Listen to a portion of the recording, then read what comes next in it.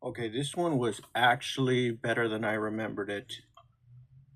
Star Wars 3 Revenge of the Sith. Now, I remembered bits and pieces of this. It is rated 7.6 out of 79 and 79% on Rotten Tomatoes, and that's the critic score.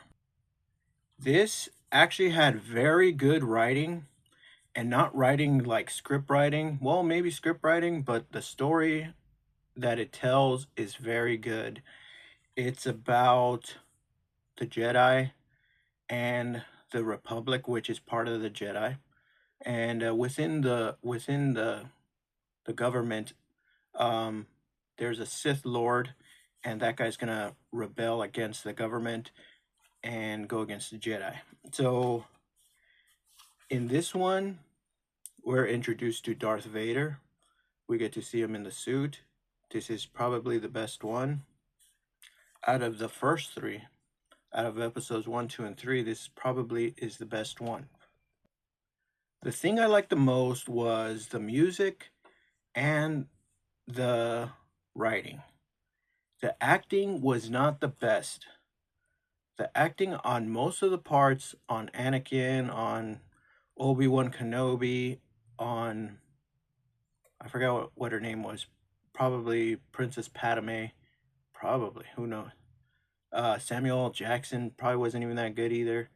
Um, the only really good actor in this was the actual Sith Lord. He actually got into character and he did a very good job. Aside from the cameos, you get to see Yoda, you get to see Chewbacca, you get to see all kinds of old friends, and that stuff is cool. You get to see Yoda fight, but the fighting is not the best. And the strong suit is in the writing. The writing is the strongest part. It is very well written. It could have been more phenomenal.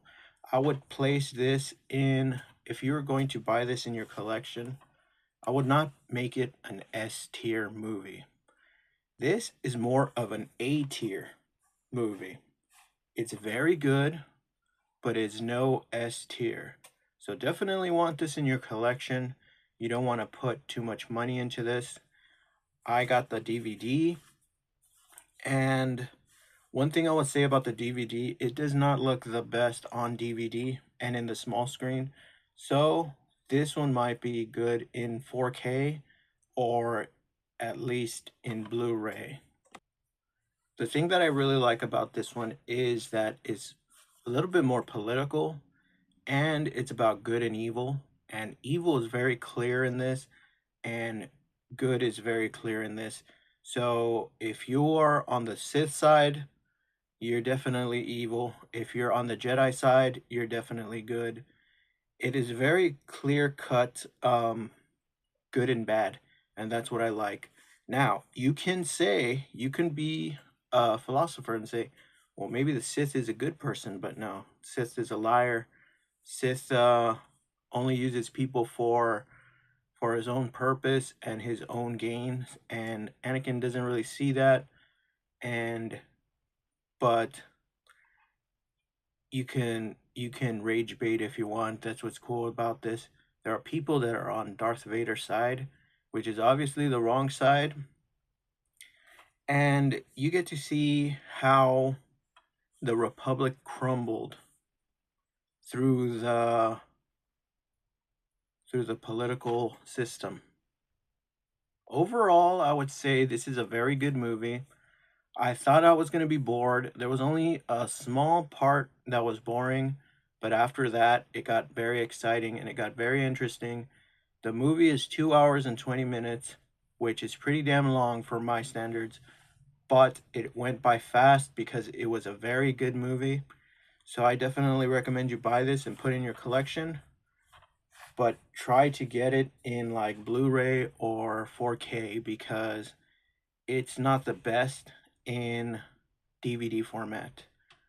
This is one you would want in a higher format because this format is not the best. I got this one in the old Blockbuster DVD case, which is pretty cool because these cases are pretty sturdy. It comes with a bonus CD. Who knows what's in there? I don't really care about the bonus. This is the widescreen version, and it was pretty good. But yeah, I would definitely try to upgrade this one to at least a Blu-ray or a 4K. I would think this would be the best in 4K because DVD, it was okay, but it could have been better on DVD. It'll probably look way better on 4K. I mean, 4K or Blu-ray.